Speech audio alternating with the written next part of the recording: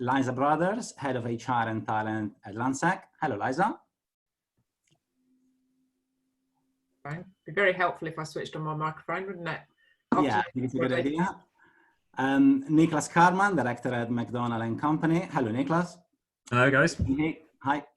Ian Hicks, Director at Bureau 4. Hello, Ian. Hi, Andrea. And then we have Robert Nunn, Head of Learning at Grosvenor. And last but not least, Stephen Skinner, CEO at HB Revis. Hello, Stephen. Hi. We're also joined by Jack Salabank, founder of Future Places and author of Building Skills for the Future Research. Hi, Jack. Hi, guys. Jack's going to be kickstarting the session with a short presentation talking through the key findings and recommendations of the research. Andrea will then be asking Stephen Skinner and Nicholas Carman about the strategic and recruitment strategies needed to future-proof Central London's real estate companies, before I ask Robert Nunn, Liza Brothers and Ian Higgs about their experiences of upskilling and creating supportive cultures within existing teams. We'll also be doing some live polling throughout, so please take part, and we'll keep an eye on the Q&A feature, so please do submit questions. Right, over to you, Jack. Thank you very much. Right, I'm going to share my screen. Host disabled, screen sharing, here we go. Let's hope this works. Right, I'm going to presume that everyone can see that unless anyone tells me otherwise. First of all, before I start, thanks, Nick. Before I start, thank you very much for everyone for joining the webinar. Thank you for those of you who took part and participated in the survey. And then, of course, thank you for the organisations who have commissioned and sponsored this report.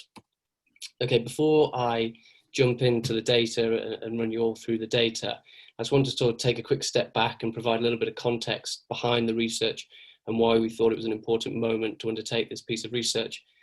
I mean, undoubtedly, the world over the last 10 to 20 years has clearly changed an awful amount. I mean, in the last 3 to 6 months, it's clearly changed an awful amount as well. And therefore, it really sort of stands to reason that the skill sets within different industries, within different sectors, needs to evolve to be able to respond to this change.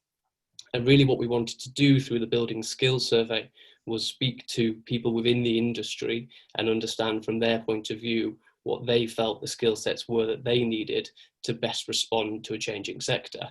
So there were 5 key aims really which drove the design of the survey. First of all, we wanted to understand the disruptive trends, and then the hard and soft skills that individuals feel that they need to respond to those changes.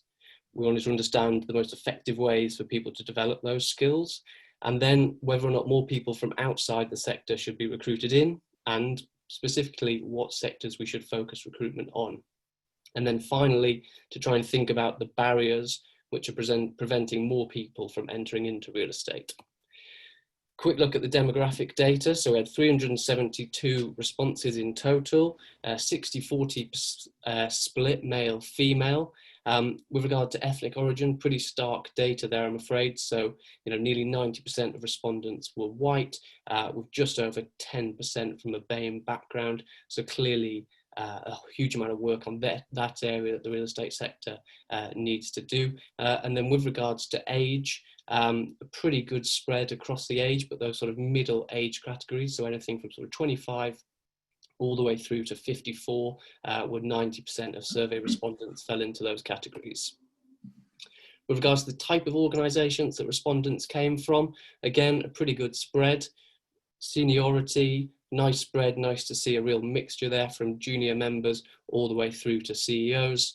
And then in terms of the amount of time that people have spent in the industry who responded to the survey, the average amount of time was 15 years, excuse me. And as you can see from that graph, 6 to 10 years, 3 to 5, 11 to 15 years are the most amount of time that people have spent within the industry that responded to the survey. Okay, prior to joining the industry, were you in any other sectors? So only 28% of respondents had moved into real estate from another sector, whilst 58% of respondents joined the sector with some form of industry-led qualification. What we then wanted to understand was the disruptive trends that are driving the sector at the moment. So what we did, we presented 5 options for respondents to select. They were digital and data, decarbonisation, changing user needs, social value, and the sharing economy. And maybe unsurprisingly, the number one selected option was decarbonisation, followed by digital and data. Now, it's important to say that this survey was undertaken at the back end of 2019, early part of 2020, so obviously pre-COVID. My assumption would be that if you were to hold a similar survey now with COVID as one of the options, then clearly it might change this result. Would you benefit from learning more about the subject? 93% of respondents said yes. Now on to recruitment. Would recruitment from outside the real estate industry be beneficial? 89%, so an overwhelming majority, said yes. And I think that's a really important piece of data to take away from today's presentation, and also a really powerful message from the sector that they are very open. We're open as a sector to recruit more people from outside of the industry. With regards to the sectors that we think we should be recruiting from, so interestingly, social science scored the highest with 47%, followed by engineering and product and service design. Now, due to time, I'm rattling through this data, but all of this data can be found within the report. If we segment that recruitment data by gender, some interesting male-female splits. So first of all, male respondents, product and service design, engineering and data sciences were the areas that we think we should recruit from. With regards to female respondents, social science, software development and engineering were the top 3 sectors to recruit from. Now with regards to barriers, so why don't we recruit more people from outside of real estate? 71% say because of a lack of awareness of opportunities within real estate, while 60% think it's because we're not willing to take enough risks on people without traditional real estate skills. Onto the learning and development side. So these are, what are the skills that you would like to learn to better respond to the way that the sector is changing? 56% with regards to soft skills, 56% said innovation, followed by collaboration and then influencing skills. It's interesting to note that the top 6 skills, so innovation, collaboration, influencing, problem solving, adaptability and creativity, all really form around the sort of critical thinking skill sets. Again, segmenting that by data, interesting to see that innovation scores highest across both male and female splits. Male then followed by collaboration and adaptability. Female split is influencing skills and then problem solving. So they're the top 3 soft skills that the male and female splits would like to develop. Again, segmenting that data down by age group. As you can see, that sort of middle cohort, so between the 25-year age bracket all the way through to 54, which is 90% of the survey, favoured innovation, with some slight discrepancies either side. So the younger age bracket going for problem solving, and then the slightly older age bracket going for collaboration. And then 100% of 65-year-olds want motivation skills. So my presumption is that was just one respondent. Okay, on to learning development with regards to hard skills. So maybe unsurprisingly, the hard skill that people would most favour to learn or improve is around data analytics and data science, with 62% selecting that option, followed by artificial intelligence, and then skills around statistics, economics and modelling. Again, splitting that data through gender, we see, again, male and female responses the same in terms of their sort of primary option. Males are then followed by artificial intelligence and statistics, whilst female respondents selected psychology, sociology, and then UX design. Segmenting the hard skills by age brackets, as you can see, you don't see any change across the age categories with everyone selecting data analytics. Now, with regards to which skills people value the most, hard or soft, so 72% believe that both hard and soft skills are equally valuable, whilst 22% selected soft and 6% hard. With regards to the opportunities to learn those skills, so some sort of positive data there, over 40% say, yes, I do have the opportunity to improve those skills. 50% say that they have the ability to learn some of those skills, while 9% currently don't have the opportunity to develop those skills. Now, in terms of the most useful format that people find to learn those skills, number one selected option is short courses with 61%, followed by mentoring at 58%, and then half-day workshops with 51%. Kind of interesting to note, particularly in the context of the sort of social distancing that we're going through at the moment, that the majority of the sort of high-scoring options are the type of formats that generally are sort of face-to-face learning opportunities, whilst the online tutorials, guidebooks scored less well. What this data shows is the difference between male and female responses in terms of the learning methodologies. So mentoring scored the highest for females, with 68% selecting that, followed by short courses, whilst 56% of males selected short courses and 51% selected mentoring. So not a huge amount of differences between the male and female split there. And then the split with age group in terms of learning, once again, that sort of middle cohort all kind of going in the same direction. So the majority of people going for short courses, and then both the younger and the age bracket going for half-day workshops. Very, very quickly, because I'm conscious of time, within the report, we sort of reflect on how COVID may have impacted on some of these skills. I'm not going to hang around on this slide for very long because I'm conscious of time. I think two things that maybe I'd sort of draw attention to. The first bit around the accelerator, I think if we'd have held this survey now, would it have changed the skills that people selected? I don't think so. I think the same type of things would have come up.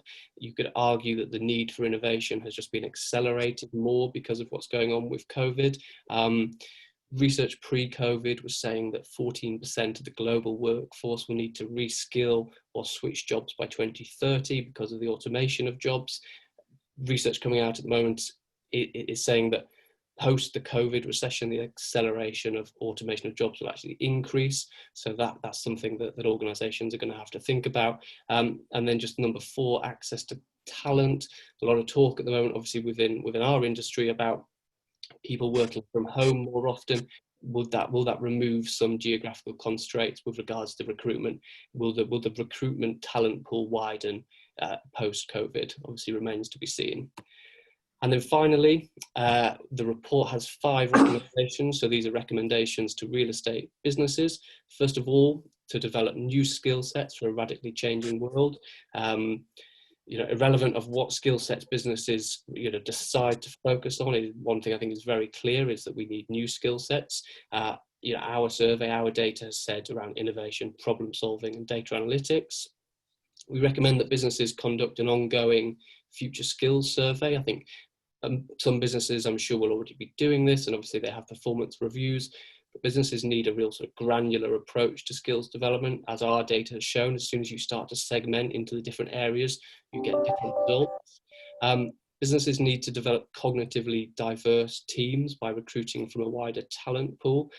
I think one of the dangers of the sector is that, because obviously unless you have a diverse sector, then I think you could suffer from collective blindness, which is whereby a lot of people from the same background, same approach, looking at the same problem in the same way. Diversity can obviously help tackle that.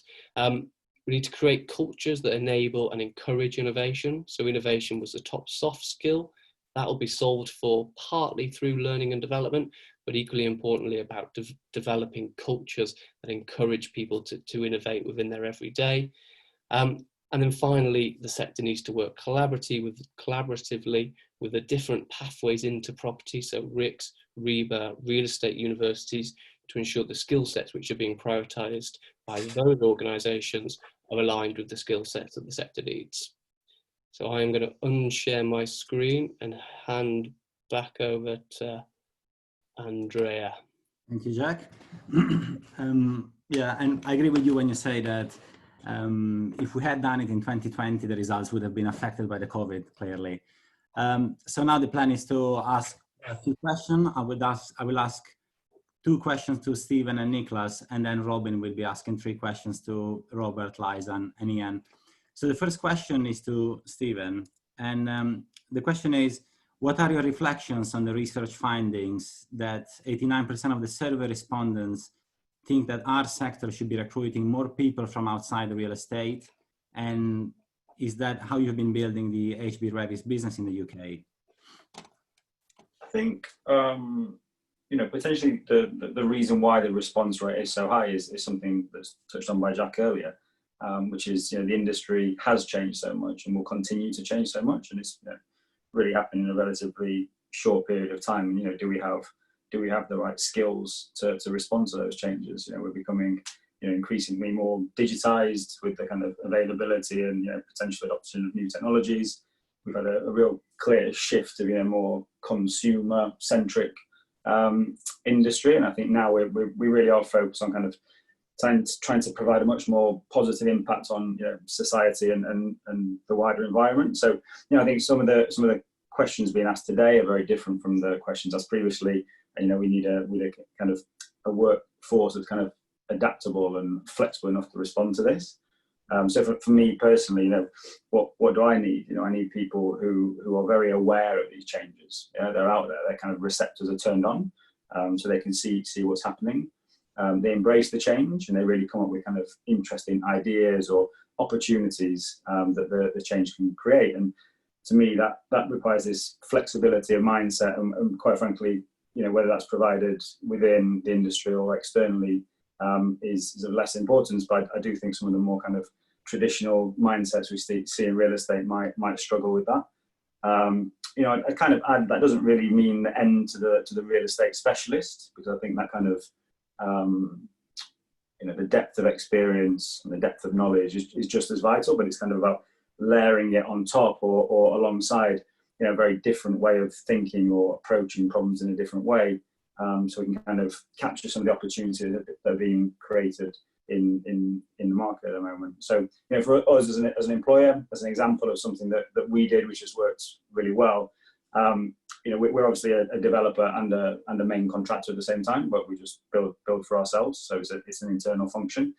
And so we actually hired our head of procurement from the automotive industry, where obviously clearly kind of the procurement and manufacturing processes is of absolute critical importance. Now, you know, he's brought a totally different outlook on how we should be procuring and delivering real estate, because he thinks of it a bit like cars, which in my opinion is slightly more efficient than the real estate market. So, you know, he's and I really don't think we would have got that type of mindset hiring somebody from a traditional real estate background. So, you know, he's setting a very different looking strategy for the way we approach that part of our business. However, you know, he does have the team of specialists with the experience and the knowledge supporting the execution of that, which is just as key. So for me, it's kind of trying to blend the two together. It's not just about, you know, do we hire internally or externally. Yeah.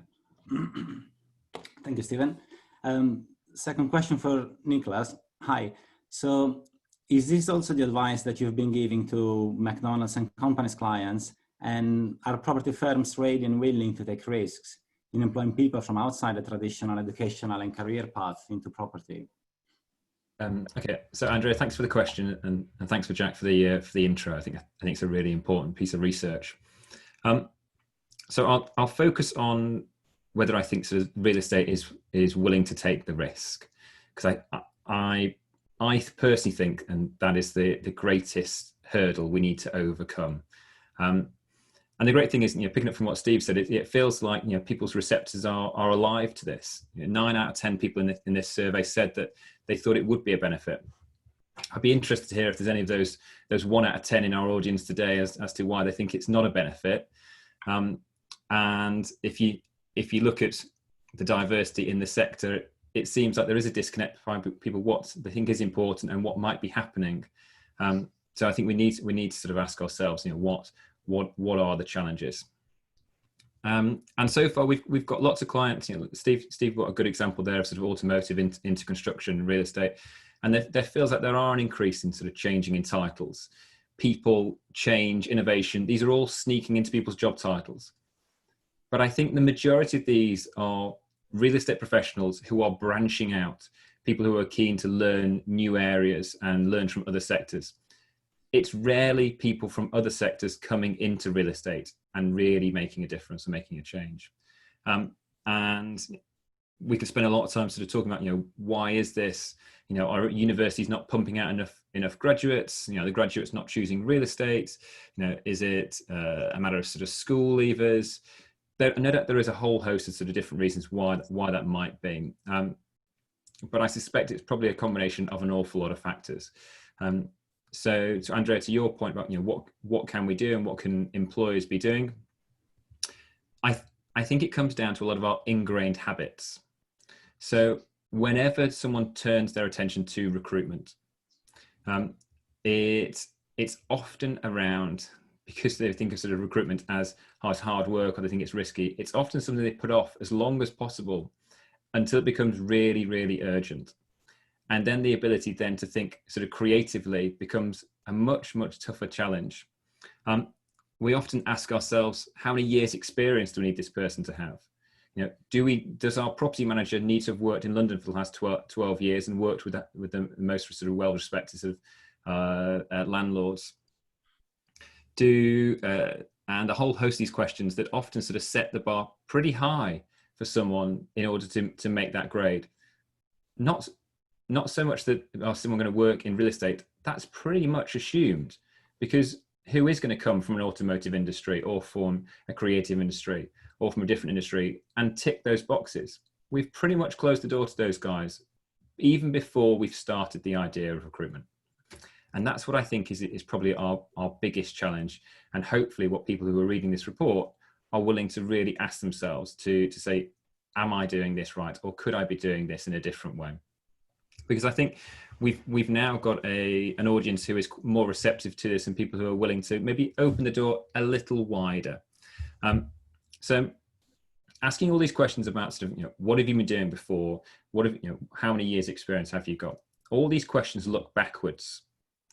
And we've got to ask ourselves, you know, does the fact what someone's been doing before, does that make them the best possible version that we could hire? Maybe it is. I'm not too sure, but there are plenty of cases whereby it doesn't. But what it does suggest is they are the lowest risk hire. If someone has been doing this job for the past 10 or 12 years, we've got a pretty good idea about how good they are at doing it. And more often not, those candidates are the ones who rise through to a shortlist. Those are the candidates who our clients might well choose to get through to an interview stage, because they want to de-risk the recruitment process. And I think that's the challenge that we need to look at. And that's certainly the advice that we are giving to our clients, because we can't come up with creative ideas if we're closing the door to those guys, if we're turning those creative ideas off even before we've got going. And it's probably not something for, you know, for this sort of forum, because we spend an awful lot of time talking about how you measure potential. But there are lots and lots of tests out there that will look at behaviors, people's skills, people's ability to be innovative, people's ability to be creative. These aren't on someone's CV. These are something that we have or we have developed. And there are ways to test for that. And there are ways in which to ask ourselves sort of how is that going to be? And if maybe we focus a bit more about what are the skills of our construction manager, our project manager, our property manager, not necessarily what have they been doing or who they've been talking to the last 5 or 6 years, maybe we could then allow ourselves to be a bit more creative, and maybe that would then open the doors to other industries. So I think sort of ultimately, so Andrea, to come to answer your sort of question, the recruiting companies, the employers who are willing to maybe manage some of those risks, the guys who are willing then to break out of those molds of what we've built up over the past sort of decades of recruitment and what we've sort of instilled in ourselves of what good might look like. Those guys willing to be more open-minded are probably the people who are going to be able to capitalize on the talent available to them in the more immediate soon. And I think, you know, that's the most sort of promising sort of picture that a lot of this report talks about. And in many ways, I think that is a competitive advantage that people listening here may well want to jump on board. Thank you, Nicholas. I like your answer. And I also think that these are difficult questions, so it's not easy to give an answer in just 5 minutes. And I'm handing over to Robin, but I think a poll is about to appear on the screen about when people first heard about the opportunities in the sector. There we go.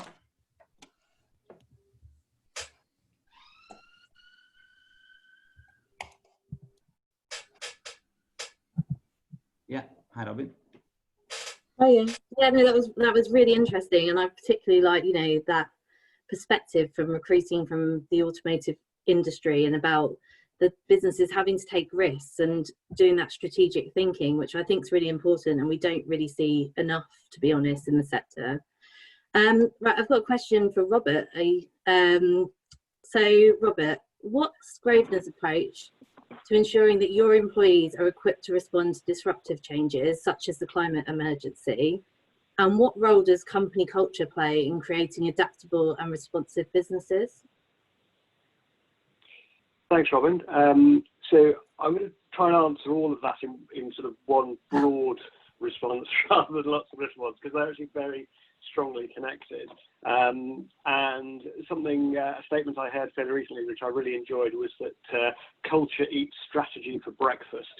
And I think a lot of what we're doing is we're trying to provide skills development, but actually very much based around the idea of culture change, transformation, and responding to the way the organisation needs to be different going forward. So I'm going to take one example. One of the programs we have invested very heavily in this year is our Sustainability Academy. So everybody in the organisation is being given a really kind of in-depth development around what we need to do in order to be environmentally sustainable as a business. But actually a large part of that is about helping people get comfortable with change, be good at innovation, be good at transforming the business. So we are providing some technical development there, but a lot of it is about how do I innovate? How do I collaborate effectively? And the start of that program is actually about what do I personally do when faced with change, and how might that block me being successful in that moment, and helping people explore how they react to change. I quite like the question about recruitment that we've been describing. So one of the pieces of development we've been doing is around how do we recruit a more diverse range of people into the organisation. And what's quite funny, you probably hear this in lots of businesses, lots of managers keep coming to me and saying, we need to recruit more diverse groups of people. And when they say we, what they mean is the organisation, like this sort of disembodied being that does stuff to them. So a lot of our training in there is about, well, it's you guys are the gatekeepers to our organisation. So how can we help you think more creatively about how you interview, remove a lot of those biases about where somebody comes from, how much experience they need to have had, those kind of things. And we've had some really interesting conversations and some light bulb moments about when we bring people into the organisation. And then another piece of development work that we've been doing is around inclusion. So how do you become a more cognitively diverse business? Well, one of the things you have to do is you have to set yourself up culturally to get the best out of a really diverse range of people. And building those skills around how do I get the best out of everybody, particularly around difference, is something we've spent quite a bit of time on. So all of our leaders went through some 360-degree feedback about how inclusive a leader they were. And then built some development, some activity on the back of it. And if we don't do that, it doesn't matter how many people that we sort of see at the interview stage and even bring into the organisation, we're at risk of this kind of revolving door approach where somebody comes in but then can't be effective because the culture isn't ready for their new ideas or their innovative approach. So I would hope now if we hired somebody from the car industry, which looks a fantastic idea, they would really thrive in the organisation. But if you haven't set that up culturally, you run the risk of them getting dissatisfied pretty quickly, and then kind of away they go. So those are probably the key pieces that we've done, really around helping people think about their own reactions to change, giving them the technical skills, but building that in with cultural change, and then setting the organisation up for success to bring new talent that's more diverse in, and helping create a culture in which they can thrive. Thanks, Robert. That's really interesting. I think it's really good to hear what Grosvenor are up to, and you've obviously got some really interesting initiatives going on, which others in the industry will probably like to learn from and kind of hopefully gain from. Liza, over to you. The retail sector is going through a period of fundamental change, galvanised by COVID-19, as we all know, and obviously the effects of lockdown. How's Landsec using learning and development to equip your teams with the confidence to adapt and innovate? Thanks, Robin, for the question. And I would just like to echo an awful lot of what Robert has just referred to in Grosvenor's approach. It sort of sounds very, very familiar in terms of trying to change the makeup of our workforce. And to that end, we've been working on for some time, bringing people from different organisations into Landsec, and have got quite a few retailers who've come in to join various of our teams, which has given us the ability to look at the retail problems from a retailer's perspective, which has certainly helped us when trying to talk to the retailers and really understand some of the challenges that they've got. Our innovation team have been working for some time on understanding the customer and beavering away in the background and getting a lot of customer data pulled together so that they really understand and can play back to a lot of our teams internally what the customers are looking for. That work has definitely come to the fore since we've gone into lockdown. I think if nothing else, COVID has given us a brilliant burning platform to try and change a lot of things that we perhaps have been working on in the background for some time, and they've definitely come to the fore. So the innovation team have been working really hard with a lot of cross-functional teams that we've managed to pull together very, very quickly. And they've been sort of embedded into a lot of the cross-functional teams that have been working with the retailers on understanding what the retailers need. So therefore, being able to help those teams in different innovation techniques, identifying the problem, how will it be measured, what's the framework for sort of helping the retailers deal with some of those problems. So that cross-functional working has really kind of sprung into action very quickly. We've embraced things like Zoom and Teams much quicker than we ever thought we would do, and now would kind of class ourselves as being pros in working in a virtual world, which if you'd asked our tech team earlier in the year whether or not that was going to be achievable within the next 18 months, let alone the next 6 to 8 months, they would have said no. So I think that has really, really helped as well. And a lot of, again, similar to what Robert's saying, what we've been doing in the background in terms of trying to bring some different people into the organisation from different backgrounds that can lend a different perspective has been really, really helpful. We started on a journey probably 2 years ago to try and truly understand our customers and what their needs would be. And again, that's been quite a slow journey, but I think has really crystallised over the last sort of 6 to 8 months. So in answer to your question, I couldn't point to anything very formally that we're doing from a learning and development point of view, but we've definitely had a bit of a perfect storm with the COVID pandemic that has brought together an awful lot of things that have been going on, we've been working towards in the background, and has allowed us to kind of accelerate some of those, which has been, I think, advantageous, although not necessarily coming up with a silver bullet that actually solves the issue. Oh yeah, we'd all love that.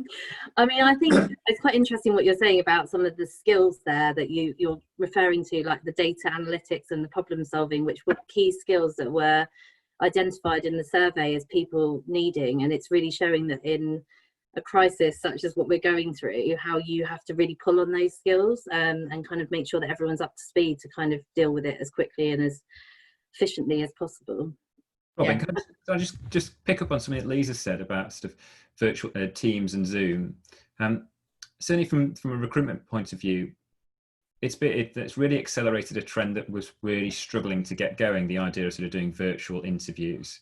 And one of the major benefits from this has actually benefited how creative our employers are willing to be. When you previously had to book 5 interviews into your very busy schedule in a week, you'd get sort of logistics of booking it in, office space, all this. There was lots of reasons to keep this as low risk as possible and to create the shortlist of people who you felt were going to be the most qualified for that role. And that definitely led to people being a lot more closed-minded to some of the more creative options. Well, right now, it's much easier to do interviews, and we've actually got some numbers that are suggesting interview numbers are going to exceed pre-lockdown numbers because they're being doing virtual and they're much easier to do. And one of the massive benefits of that has been people allowed to be more creative. Our shortlists have now allowed some of these people who wouldn't necessarily have made it through to a face-to-face interview. So that's definitely one of the areas that we think has been accelerated by COVID. That's good, and that's also really positive to hear that, given the situation we're in, that recruitment process, people aren't just stalling on recruitment, that they're still seeing it as something that's necessary for growth in the future, or just making sure they have the right people in their teams when we come out of this. Maybe they're just lonely. It's just someone new to talk to as well. That's always one plus. Well, I think we're all missing the chat around the water cooler. I'm definitely missing that. Before I go on to ask Ian a question, I think we're going to do a quick poll, if Joe puts it up. Joe, are you doing it?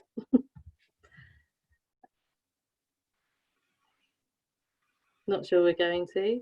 Right. I think we'll carry on. I'm going to ask Ian a question now. So Ian, professional advisors play a hugely important role in the property industry, but it can be more challenging for us to manage the long-term planning of skills and team diversity compared to client-side businesses. Can you tell us about Bureau 4's approach to managing this? How are you encouraging both skills and demographic diversity in the business? Thanks, Robin, and thanks everybody for being part of sponsoring Jack's work. Obviously, it's good to see and be part of that. I think Bureau 4, if I went back to 2019 when we set our 5-year business plan, we put one of the objectives down as technological innovation and digitisation, and did a little bit of head scratching about what that may necessarily mean. And I think that is one aspect for us, that when we look at what skills we need for the future, we recognise that the industry is changing in terms of the people that are within it. I think the other aspect for us is that because we are an SME project management business, that is quite rare in the sense of we're an employee benefit trust, and therefore employees are at the core of the business and put as the most important, and the trust obviously takes an avid interest in those people. That for us, what we recognise is that the traditional recruitment role that we may have played is actually going to be outdated as we move forward and the business change and adapt to the environment itself. Questions about how you occupy offices are going around every business now. So from our perspective, it's certainly a case of construction by its very nature. An interesting point that Stephen makes about car manufacturing. We all come together as a team quite uniquely on projects. And you pool all that knowledge. Certainly for us, project managers' skills fall into two parts. Technical side of things, of which we see we don't have the skill set internally to adapt sometimes to technology, and that we need to look outside that in terms of, for us, sector-wise, science parks, innovation, research, and things like data centres, as an example. Traditionally, we've got construction skills. We need to adapt who we have within the business. And I think the other for us is the behavioural skills of project managers, be that innovative, empathy, etc., etc. That isn't unique to the education that you come through from a construction perspective. So for us, we've always been open to people from different backgrounds. So we have from healthcare, military, religious. It's important to Bureau 4 to have a very open approach to who those people are and what their skills are in terms of bringing the team together. Certainly one of the things in Jack's report is about, you know, our ability to influence. That comes from the person themselves, not necessarily their education directly. I think the other thing that we would recognise is that you need a rich mix of people in your team to bring different ideas, and Bureau 4 certainly encourages a challenging environment to ask questions of one another and remove some of the hierarchy that you may see where no one could ask a question of a director.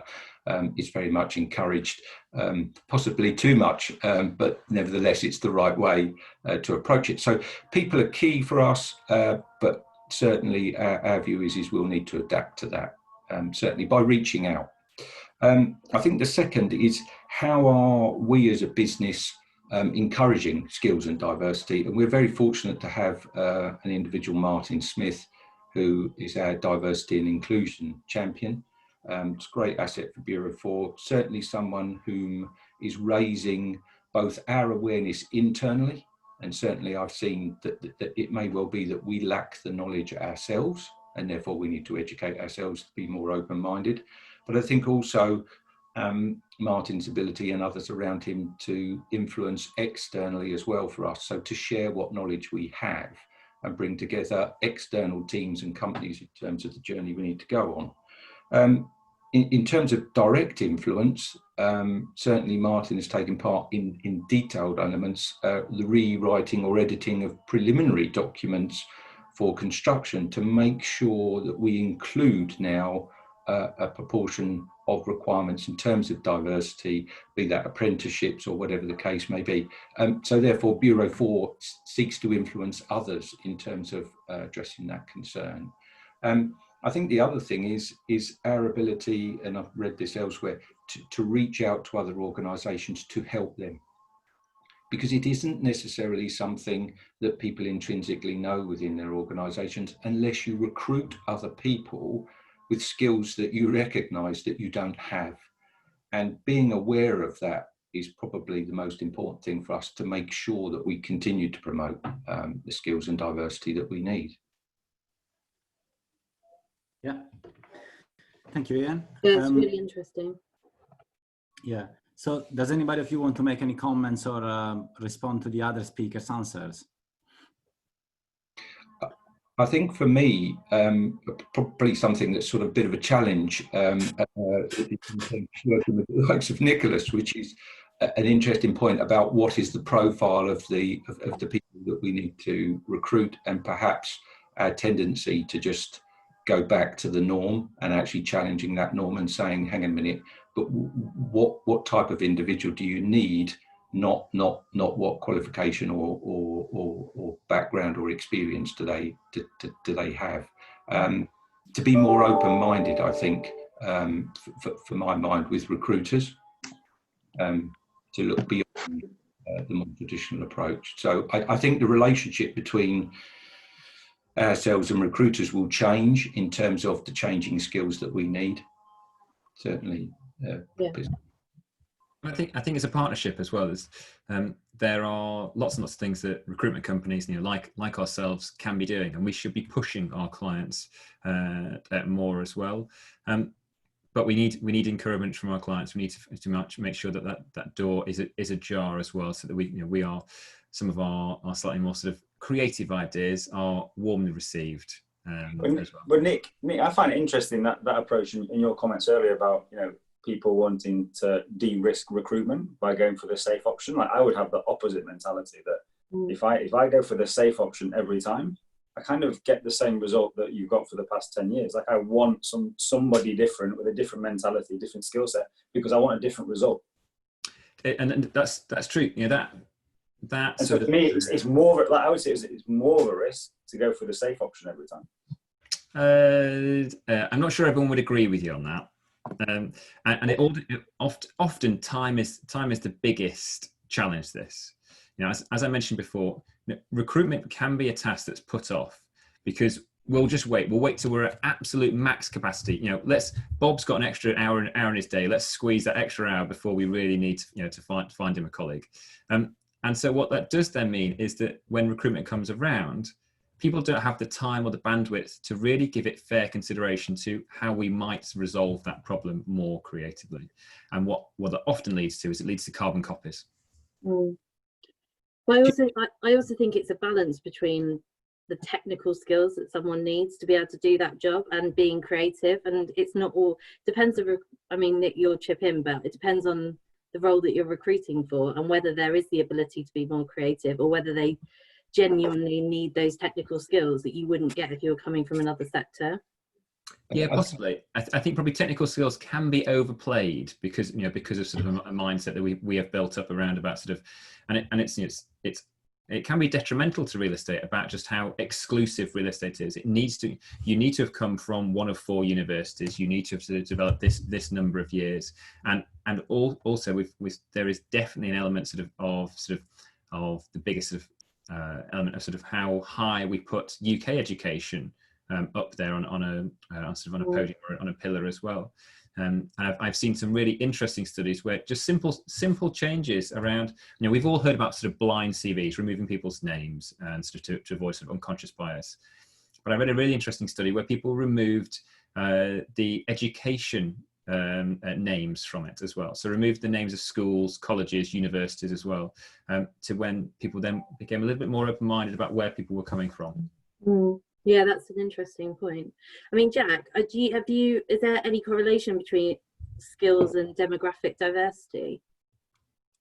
Was an interesting question. I think, if I slightly reframe it, as the data at the start showed, and granted it's a relatively small sample size, but as the data at the start shows, the sector has a wider diversity issue that it needs to tackle over and above the skills question.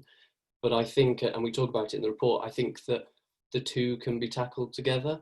So for example, you know, the number one sector that people said we should recruit from is social science. 75% of UK graduates in social science are female. The biggest skill set that people want to see or want to develop is data analytics. Within the BAME community, computer science, data analytics is the fourth most popular course studied at university. So I think if you start to rethink the diversity question through a skills lens, do you create a much more diverse sector? And I think the answer to that is probably yes. So therefore, you know, kind of to what Nick's talking about, if we come at this by saying this isn't business as usual recruitment anymore, and we're reframing it saying, let's build the perfect real estate business to respond to the modern day trends or what's going to happen over the next decade, what are the skill sets that we need? And then let's go out and find those skill sets.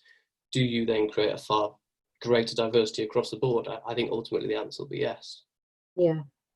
And I think, I I think to Ian's point, we've also recently taken on a diversity and inclusion manager who has pushed us and, you know, forced us into thinking about some fairly stretching targets and taking a slightly different approach to how we might have to achieve those targets. So at the point that a lot of the property and real estate industry get comfortable with that, I think that will add to shifting the diversity of the overall sector. Yeah.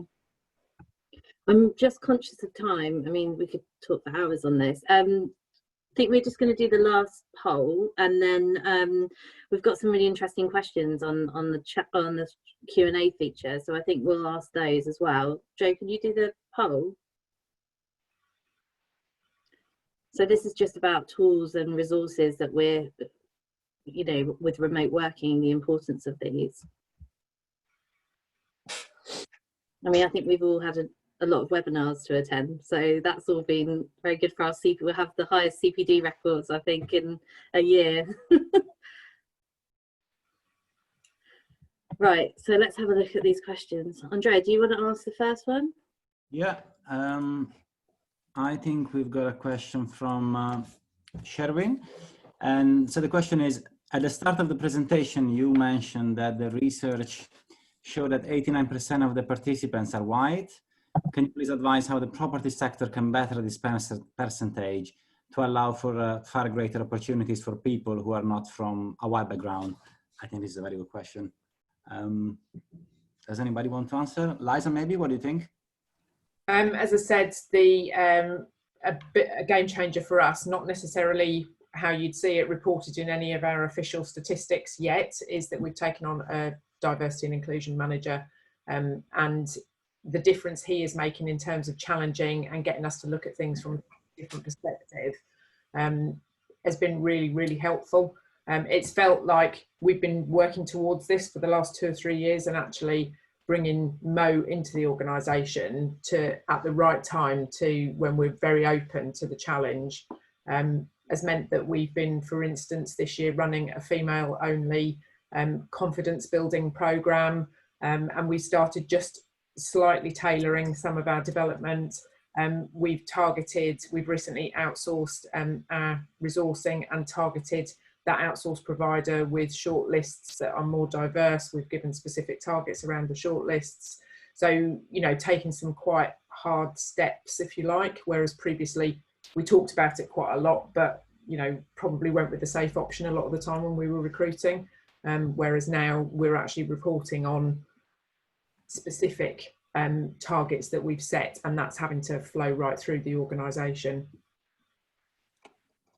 We've got another question from the audience. So looking at the type of innovation skills needed, does support for neurodiversity form part of the conversation? So dyslexia, dyspraxia, autism, etc. seem to be hidden after leaving university. Without talking more openly about individual strengths and weaknesses, may mean we're losing skills in problem solving and creativity from the sector. and traditional job interviews might be a factor in this. I don't know who wants to answer that. Maybe that's one for Nick. I don't know. Or... what a lovely question to drop me in on. That's Robin. That is an extremely tough sort of question to answer, and I should say I'm by no means an expert in it. But the point about interviews, I think, is particularly interesting. We're all used to either being sat in an interview or running an interview, but often the majority of people who are running these interviews have had very, very little training in doing so. And so it is no doubt, and it's one of the big contributing factors to when we're in a periods of stress, or something we are uncomfortable about, is that we then adhere to some of our sort of social molds about what we're used to doing, and so we are a bit more closed-minded then to looking at some of these different options, or being more creative, because it's a scenario that we don't always feel very comfortable in. And what does an interview test? Well, it tests who you get on well with. It tests who you have best connection with, and that's not always someone who is very diverse from your outlook. It tends to be people who share similar outlooks to you. So I can imagine then if you are then have some more barriers to it, like dyspraxia or autism, it could be an extremely stressful period, and one that isn't suited to your strengths, that may well be extremely suited to the role you are interviewing for.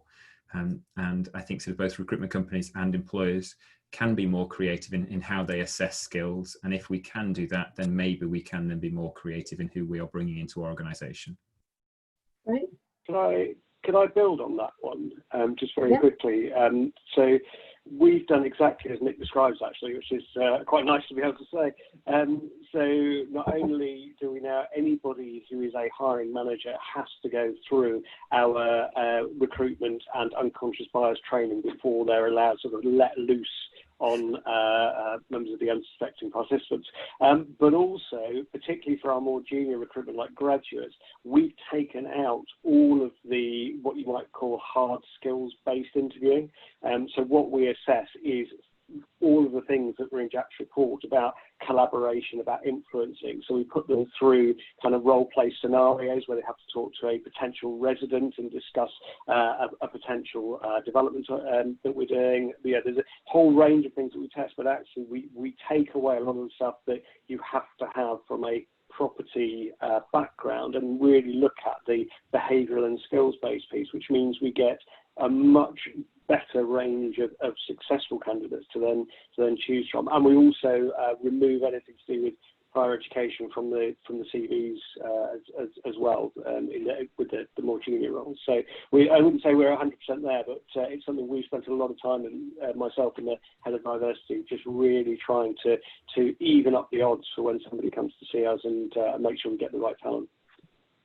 Yeah, that's really interesting and really nice to hear, really, isn't it? It's quite, that we're making quite a lot of progress in the sector, but we've still got quite, way to go. So it's all steps in the right direction. And it's important. There's a commercial aspect to this, isn't there? We have all in different scenarios talked about skills challenges and skills shortages, and because there's no reason why less people are leaving university and choosing real estate. It's maybe there's less people who are adhering to some of those molds. So those employers who can be more creative and those who are sort of opening their doors wider to those will capitalize on that. Yeah. Right. Well, I think we'll draw it to a close, but thanks to everyone for attending today. Thanks to Jack for doing the research, and everyone taking part in the survey, and our expert panel, and of course the sponsors of the research. If you haven't read it yet, it's long, the report, but it's definitely worth reading, and I've learned a lot from it, so hopefully the rest of you can too. Thanks very much, everyone. Thank you. Thank you. Thank you, everyone.